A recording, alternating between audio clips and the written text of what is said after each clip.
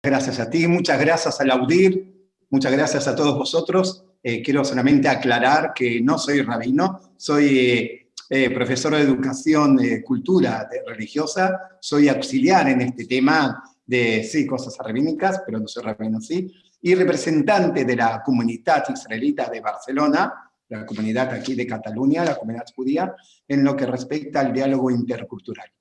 En primer lugar, realmente este es un encuentro esencial y vital para nuestros tiempos. Y realmente me siento realmente muy confortable con las palabras que ha dicho el hermano budista Guyapati, en el cual coincido plenamente con él. Y también felicitar a la intérprete, que realmente, gracias a ti, que has hecho una traducción realmente maravillosa. Realmente anoté aquí también tu nombre, porque ha sido con una claridad y una espontaneidad que nos permite entender la concepción de lo que nos querías transmitir.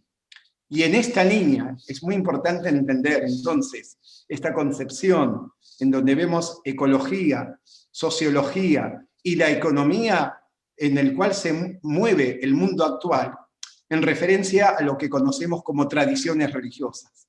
Todos somos uno, las religiones son caminos, realmente tienen nombre, pero realmente son una, porque todos somos seres humanos en el mismo ámbito. Podría decirse que cristianismo, islam, budismo, Hare Krishna, todas las religiones en sí, Brahma Kumaris, islam, todos parten del mismo concepto porque partimos del tronco que es el ser humano. Y en ese sentido hay algo que educativamente hay que diferenciar de lo que son los textos religiosos, es decir, lo que supone la filosofía o la ideología de una concepción religiosa, de los representantes religiosos, que muchas veces estos dirigentes, representantes, rabinos pueden ser, imanes, sacerdotes, quienes ostentaban una función espiritual, la transformaron en una función de poder, en un cargo de dominación. En lugar de liberar a las opresiones que vivían los pueblos y de nuestro también interior, nos cohibían, nos reprimían más, nos censuraban, y por el otro lado creaban también divisiones, fronteras, guerras, que al día de hoy las estamos sufriendo y padeciendo. Los textos sagrados, si partimos de la Biblia, la Torá en hebreo, contienen frases y narraciones que no son de por sí, como se podría decir, platónicas o de una cosmovisión del universo. Cada frase, cada palabra es una ideograma, es decir, contiene una concepción que se puede estudiar para entender nuestra forma y nuestro sistema de vida. Tomemos una, por ejemplo, al comienzo, el Génesis. El Génesis no habla del más allá, no es un libro de ciencia. El Génesis trata nuestra realidad, el aquí y ahora, nuestra concepción en la tierra. Dos personajes, dos ejemplos de lo que es la concepción actual, escritas hace más de 5.000 años. Caín y Abel. Caín, que mata a Abel, lo mata por una cuestión de envidia, por una cuestión de que no podía soportar lo que hacía su congénera, y alguien que aparece como Dios, o cada uno lo puede llamar como quiera, energía suprahumana, Dios, Krishna, Alá, todos son nombres representantes de la misma concepción, le dice, ¿dónde estás? Y él dice, no contesta, ¿dónde estás? ¿Dónde te encuentras? Toda la tierra clama tu sangre. Se colectiviza un crimen por una cuestión de envidia, por una cuestión de canibalismo económico, en un padecimiento de toda una sociedad.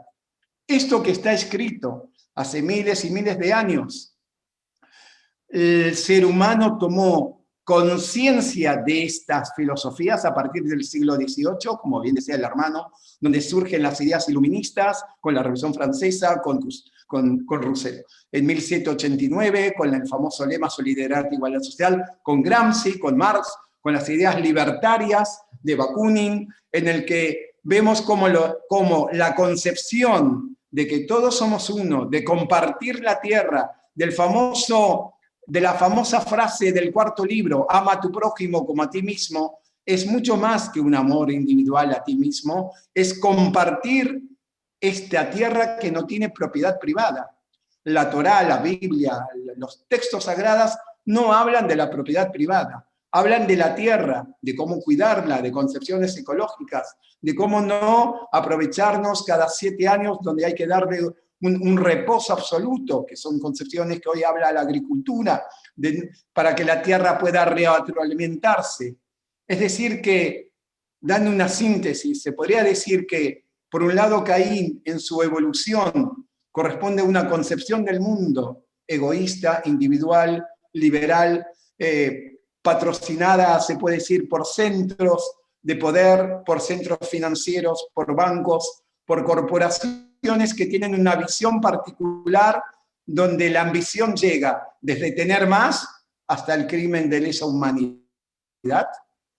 Y la otra concepción, una concepción humanista, una concepción de avanzada, una concepción de Abel, que cree en la tierra, cree en la solidaridad, cree en no obtener algo a cambio de, y donde podemos decir una concepción social en donde los seres humanos proyectan un mundo de más. No es una utopía, los profetas no eran seres que adivinaban el futuro. Los profetas, Ezequiel, Isaías, eran sociólogos de su época. Cuando ellos hablan que llegará un momento que el lobo vivirá con el cordero, cuando ellos dicen no a las armas, son concepciones que hoy hay movimientos sociales, movimientos ecologistas, grupos en que están haciendo lo que se llama las granjas colectivas, grupos y que tenemos nosotros, los grupos espirituales, también poder entenderlos y participar. Nuestro compromiso no es quizás llegar a lo que se llama la caridad, no porque no haya que dar caridad, sino lo que la Torá, y también en el Islam lo dice, más allá de la caridad lo que se busca es la justicia. No se trata de darle al otro para que coma o tenga un hogar, se trata para que todos tengamos lo que nuestras necesidades necesitan. Porque la tierra se puede consumir. El problema es que se globalizó una economía canibalista y ahora nuestra misión es globalizar una economía solidaria. Por eso estos encuentros que realmente, en este caso el AUDIR maravilloso en su sensibilidad, nos están fomentando, concientizando, es momento en que tengamos una acción concreta y solidaria en esto. Es momento en que no haya fronteras para la religión, en que nos unamos en una concepción, se puede decir, monoteísta, monoamorosa, en una misma concepción, más allá de los nombres, porque los nombres son como calles que conducen a un lugar. Y las religiones deben ser eso, no deben ser endogámicas y terminar en los preceptos. Los preceptos son medios, son formas de llegar. Como decía, ¿no? Gandhi, no hay caminos para la paz es el camino. El hasidismo, que era un movimiento de inspiración y amor, decía, hay muchos caminos para llegar a la verdad. ¿Cuál es el mejor camino? Aquel que nos pueda unir en una misma dirección. Y para esto debe haber un compromiso. Es un momento en que las religiones, los representantes religiosos, dejen de centrar en la religión en instituciones, dejen de centrar las sinagogas, los centros de culto, las iglesias, muchas veces se transforman en centros de propiedad privada, en centros de poder, cuando lo que tenemos que hacer es abrir todo esto a la sociedad. No hay mejor plegaria que en un espacio público, que en una playa, que en un bosque. Las religiones no tienen que acumular, por el contrario, tienen que denunciar la acumulación, el consumismo que estamos viviendo y participar activamente en este compromiso. Los profetas caminaban con la gente. Jesús no tenía iglesia, Moisés no tenía sinagoga, Abraham no tenía, caminaban con la gente. Caminaban, y este es un camino que las religiones fueron dejando. Nos fuimos transformando en centros privados, centros de visita, Y la esperanza está en las personas, las bases. Por eso muchas veces la sociedad no se vincula con las religiones, porque el lenguaje no llegó a ser un lenguaje actual. Pero toda persona tiene una espiritualidad en sí, toda persona tiene esa chispa divina de los cuales formamos parte. En estos tiempos que estamos viendo que cada vez más, se alaba las armas, el fuego, en lugar del fuego del corazón, debemos tomar conciencia de lo que está pasando. No es accidente lo que está pasando, esta pandemia tampoco es casual de por sí, son parte de otras pandemias que se están averiguando.